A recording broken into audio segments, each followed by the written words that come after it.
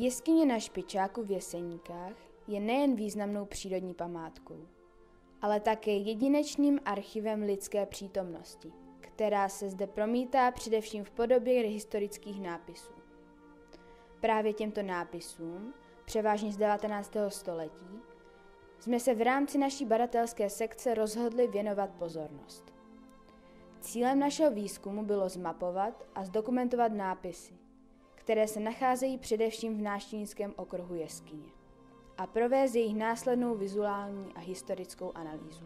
Jeskyně na Špičáku byla oficiálně otevřena veřejnosti v roce 1885, a to díky iniciativě Moravskoslezského sudetského horského spolku ve spolupráci s vlastníkem jeskyně Antonem Drechslerem.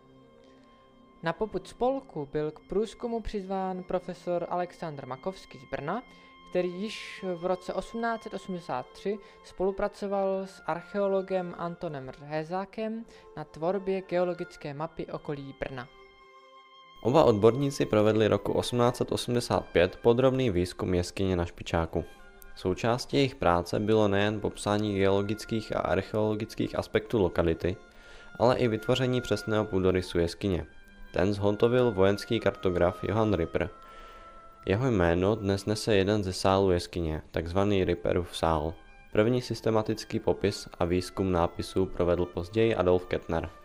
Doplnil informace Makovského a zaznamenal také ústní tradice místních obyvatel. Podle nich se v jeskyni údajně ukrýval poklad. Odtud pochází i starší název jeskyně Zlatá díra Goldloch. Jeskyně přitahovala pozornost nejen vědců, ale i široké veřejnosti. Přestože byla návštěvnost kvůli vysokému vstupnému poměrně nízká, turistický ruch přetrvával i s omezenými finančními prostředky. Výraznější návštěvnický zájem od roku 1885 vedl i k nárůstu počtu nápisů, které zde návštěvníci zanechávali.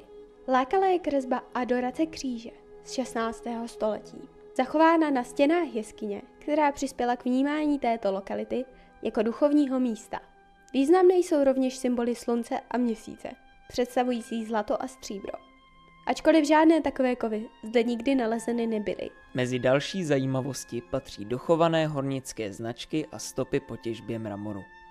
Zajímavostí je, že na existenci jeskyní upozornil spolek neznámý pan Miller. Jméno Miller jsme později objevili na jedné ze stěn. V rámci našeho současného výzkumu jsme se zaměřili na nápisy v prostoru zpřístupnění turistům. Jednotlivé nápisy jsme systematicky fotografovali a následně analyzovali.